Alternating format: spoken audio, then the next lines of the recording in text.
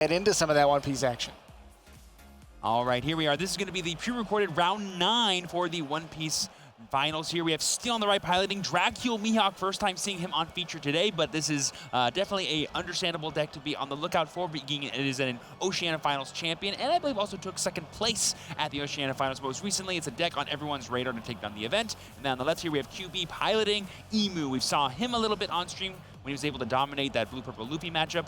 This is definitely the deck to beat and watch out for. Yeah, and Dracula Mihawk getting that first curve right is going to be a huge help for him, and on that Perona getting a search early in the game to find some pieces of the puzzle. Emu getting some searches as well, utilizing that Saint Shalria to be able to search and then having to trash one card. Now using leader effect, thinking about which card he wants to pitch for his 4th card in trash already. And it looks like he has access to several different elders. And I saw Nuzjuro, Marcus Mars, Warcury already. I like to see the early game. Yep, those names are getting lined up, and that's exactly what QB wants. And it's probably going to need to keep up with the powerful curve that Dracula Mihawk can have, like Jake was talking about. And there we see one of those powerful cards right there, the 7-drop Shanks. If these cards get chained together on turn 7 and 9 for Dracula Mihawk, that could be pretty devastating. Especially Shanks, right, on opponent's turn, if that Shanks is rested, doing minus 1,000 to the opponent's entire board. That's going to be huge against an Emu deck, especially when Dracula Mihawk might be 7s late in the game. And so now, after taking that first life on that 5,000 power leader swing and leader effect on the Shalria, is going to use that empty throne to get the Saturn onto the field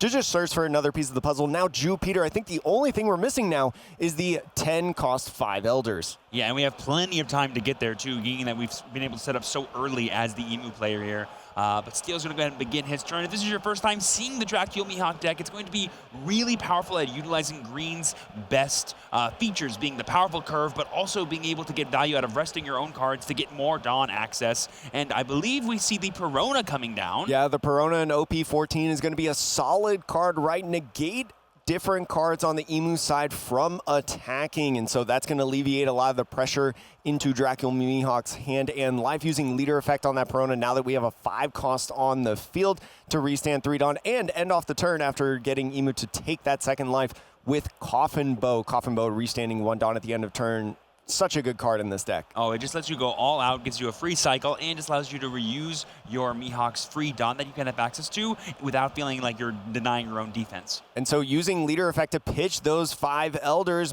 maybe say to the Mihawk player, hey, I've already got one in hand, and I've got all these pieces of the puzzle that you're waiting for on the ticking time clock. Now swinging 5 at lead and going in and taking that life is going to use the Nuzjuro. Only 6 cards in trash as of right now, so I don't think gets that rush. So is just going to be a nice body to have on the field to eventually get that pressure going.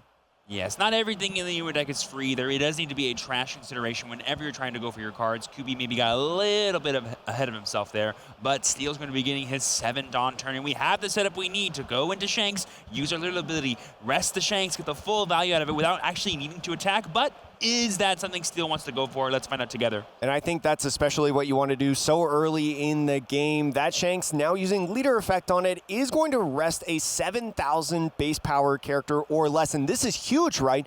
Because now this Dracula Mihawk might have an opportunity to swing in at this Nuzjuro a couple times. Even though there's a couple Dawn up for different counter events and things of the sort, you're going to be able to pressure the hand a ton as you're pressuring this board. So using Never Existed to be able to get plus 4,000 power, and now the 7,000 power swing, I know how to do basic math, going in now at this Emu. We'll see how he reacts, just still 2 Dawn up.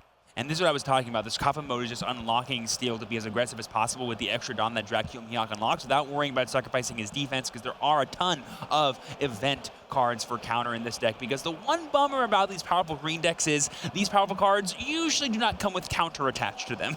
And so one thing now going into QB's turn as Emu is his body's right with no Jupiter on the field. They're just going to be 5,000 base power, and then minus 1,000 from the Shanks makes them 4. So if he wants to swing at leader, swing at this Perona, he's going to have to commit a fair amount of Dawn as we see another 10 drop into the trash right here. And so is going to go at this Nuzjuro. Now that we're at 10 cards in trash, I believe, is going to go ahead with that minus 2,000 power on the attack to the Perona. So it's a 4,000 power now attacking a 4,000 power character right now. Is going to command a counter card from Mihawk or potentially a counter event. But still, I mean, this could be a very easy defend here from Steel to counter out of. And then can QB really threaten this Shanks? And if not, the amount of value that Steel's going to get by actually attacking with the Shank and triggering all its abilities during his turn and maybe playing a second one, if potential, is going to be pretty scary for QB to deal with. Oh, and there we see the Peronas on KO back to play the 5 cost from hand. That's going to be, I believe, the Jewelry Bonnie that lets you stun an opponent's character or That's Dawn. Right. Or Dawn, exactly. But because all the Dawn's currently active, that doesn't matter, but we can go ahead and stun one of the current characters. So continuing now into the Emu's turn, obviously going to be using the Empty Throne to get a character on field. I think has another Nuzjuro in the hand right now, so could just double up on the Nuzjuro and try to get really aggressive on this Shanks, right? We saw a counter card committed on that Perona in the early stages, and then on top of that as well, you know, letting that KO happen on the Perona on the second swing. So could be something that we do, especially as you were talking about, double Shanks on the field is very bad for the Emu players. Yeah, and I mean, but can QB afford to be that aggressive with fighting into this at 2 life and this many bodies still in play? Because even if you deal with the Shanks, it's totally possible that Steel can just play another big body, attack you with your leaders, put you to 0, and then your 5 Elders sure might not be the most important thing in the world because there's tons of ways for this deck to deal with blockers. So he is going to go in at life with the 5,000 power leader swing. Looks like could be a Spiderweb trigger, but ends up putting it in the hand. I like not triggering that. I think you want to keep Spiderweb in your hand. Can be so nice to be able to restand different blockers or anything of the sort, or different characters that the Emu might go for. So now uses the Empty Throne to get another Nuzjuro out onto the field. This could be that play that Jake was talking about of committing into the 7-drop Shanks because that -2 effect on the Nuzjuro is really huge. We're going to swing 7. It's really 6 into 5. All this demands is a 2K from Steel to protect, I believe. No, the Shanks being a 7,000 power character, right, as a 9,000 power base. Yeah, That's that right. -2,000 putting it to 7 is just going to be an easy 2K counter with that PRBO2 Zoro. So go ahead here for the 9 Dawn turn for Steel. There's a lot of really scary cards that can come out right now, but I don't think Steel necessarily needs to commit to any of them before he starts attacking. He could maybe be a bit more patient with it and deny some information from QB, but all are still available to him, I think. There's a lot of different options for this Mihawk deck depending on what he has in the hand. Looks like he's tapping 7. Is it another Shanks to get on the field? And it is. So after this turn, it's going to be -2,000 on QB's entire board, right? And he doesn't even have a Jupiter. These base characters are going to be 3,000 power. And not to mention, resting this Shanks with the leader ability will give us 3 more Dawn that we can use to attach to our characters and our leader that can attack this turn and just deal so much damage to QB. He has, what, 4 or 5 cards in hand right now? I'm not sure how well he's going to be able to stop all of these attacks coming at his face. Especially as it starts to build up, starting off with a 9,000 power swing with these Shanks that was played in the previous turn. Looks like it's going to be a ground death, right? Especially with 10 or more cards in the trash, you're going to get that plus 4,000 power. Now using the Losing My Edge Garp event to be able to grab a small cost character back into the hand. Looks like ops for Shalria. Yep, we love free counters in this game, I'll tell you that much. A card that gets you another card while you're defending is definitely useful here. Now Losing My Edge giving plus 1,000 power puts it 10 overall on that attack. And we still got the leader and this Bonnie to swing with. So this Bonnie swinging 7 right here. I like 7,000 power swings into Emu, right? Because it oftentimes commands either 2 cards, a 2K, 1K, or a counter event, which you're okay with either of them. And now attaching 4 Dawn for a 9,000 power swing is already going to put this Emu to 0. And the pass off the turn, restanding 1 Dawn with the Coffin Boat end of turn effect. Yeah, Steel is definitely confident with his 2 life and his 2 Shanks abilities here that he's going to be able to stop any actual potential going for game shots. And as long as he does a good enough job of protecting his own board in the process, he could have game lined up next turn. So is going to start off with leader effect on the Nuzjuro to draw 1 card. Just trying to look for a piece. Now I have a full 10 Dawn. Can go ahead and use the 10 cost 5 Elders to be able to cycle through again. And with these Shanks, is just going to go ahead, swing the Nuzjuro to minus the Shanks.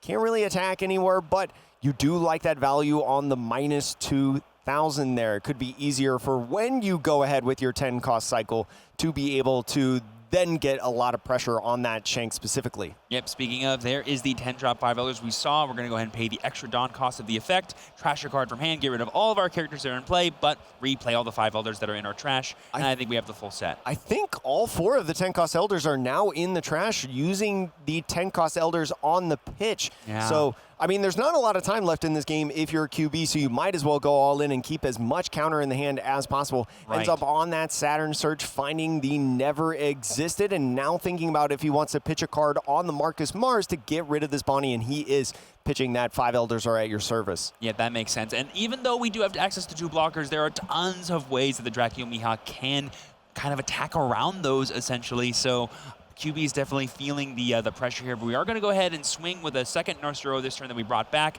Going to do a further reduction of the Shanks, bringing it down to, I believe, 5,000 power total because it has 2 reductions of 4K. So this Nuzjuro also swinging 5,000 power, right? The Jupiter putting up to 7,000 power base, and then the minus 2,000 power from each of the Shanks, or I should say minus 1,000 power from each of the Shanks to equal 2,000. Right. It's going to make it an even 5-5. Going to have to commit a counter card here. And we still have the leader swing, but actually was going at lead, was not going at that Shanks right there, putting the Mihawk down to 1. There could be an argument of maybe using our leader swing to attack into the Shanks. I'm not sure if we have the 19 cards yet for the Empty Throne to make it a bit bigger, so I'm assuming it's just a 5 into the 5 here. Could we add leader? We don't actually know. So we'll see what he decides to do. Interesting, keeping the Shanks not really attacking into it, right? Because Shanks, with that, your turn, when it is rested, you can rest a 7,000 base power character or less. That's right. Allows both of these Shanks to rest the blockers if the Dracula Mihawk doesn't have something like Dead Man's Game right now. That's right. I mean, technically, all he really needs right now is one way to deal with one of the blockers, and then one of the Shanks will deal with the other one, and we can attack freely for the rest of the turn. And thanks to Dracula Mihawk giving back our Dawn, it's not going to be a big deal. And there's the Law and Beppo coming down from the Bonding Starter deck, one of the powerful endgame pieces for this Dracula Mihawk deck. It's going to go ahead and rest the Workery and keep it from standing during the refresh phase. We're going to rest our own Coffin Boat here to get 3 Dawn back, and we're going to swing with 9 on the Shanks, getting rid of the last blocker Mars as we go in for face, I'm imagining. Here we have I've Lost My Edge plus Ground Death once again to go ahead and stop that 9K attack, and then we're going to get back another Celestial Dragon. Should have been 2 Dawn, I think that was tapped there. Was it not? I thought I saw. Did we have 6 up or 5? Because we only played 4 last turn, right? Yes, I think it was actually, yeah, I think it just looked like 1 to me. Oh, no. I think they just did it there. Oh, yep, there's 1 Dawn hiding behind that top 3 right there. All the gold shiny cards blend together. It makes sense. So Dracula Mihawk, now that there was 2 rested characters because the Nuzjuro swung after being brought back on by the 10-cost Elders, is going to give plus 2,000 power for Dracula Mihawk through the Emus next turn over on QB's side. So leaving 3 Dawn as active. Here's one of the things, though. You do have those 2 Shanks right here, but you've got to survive at this point. That's right. Right? You are at 1 life, and with Dracula Mihawk sometimes being a little bit of a bricky deck, you know, having a lot of non-counter cards. Right. If you get caught with no counter in hand, that could spell disaster, even if you do have minus 2,000 power across the board. But definitely sitting in a good spot. I think we do know that Spiderweb is in the hand because he almost triggered it there earlier in the game. So could be interesting to see how he progresses forward. I guess Steel is maybe contemplating, like, okay, if I go for the defensive route this turn, do I just attack this Mihawk into one of the characters then? But are the characters really what is most threatening on the next turn? Because I'm a base 7K leader now, I believe. And then for the next turn, they're all going to be base 5K thanks to our double reduction from the Shanks. And only 4 of them stand back up during the refresh phase, not the Workery. So we're not going to give it the Dawn. We're just going to go for that 7K swing at the face. And it's going to demand 3 1Ks here. But there we see the, it's the I know you're strong, so I'll go off from the very start from OP13, freezing 2 of the 7 costs or less on the field for QB. And so with that 1 Dawn restood for the Coffin Boat is going to minimize the amount of tax, especially because, like I said earlier, I think all the 10 costs are in the trash right now. It's only going to have a couple swings that he's going to be able to work with, and if he wants to swing with Saturn or Marcus Mars, he's going to have to commit at least 2 Dawn because of the Shanks minusing power and Dracula Mihawk being a 7,000 power leader. Yeah, there is a world where we can go like 7-9-9, I think, because we have the boost from the Empty Throne on our leader. But does that feel good? I don't think, to be fair, if I'm QB, nothing feels great right now. Because especially with the 7, like, you know, you just counter 1K, you get one swing that you can just take for free because you're still at 1 life. It's definitely an uphill battle for QB. We'll see if he's got a line to be able to try to maximize at this position. But in One Piece, when you're doing your going for game at, it's really rough to commit a lot on your first swing. You kind of want to just bait out as many cards as possible before you go for that. So here we see 7-7 stop perfectly. We have another 7 coming down, and there it is. QB is conceding because he knows he cannot finish it. And there it is, the powerful Curve King that is Dracula Mihawk shows us why he is one of the coolest decks right now in the OP14 format. When he goes first, goes Shanks, Beppo. I fail to see a deck that can beat that.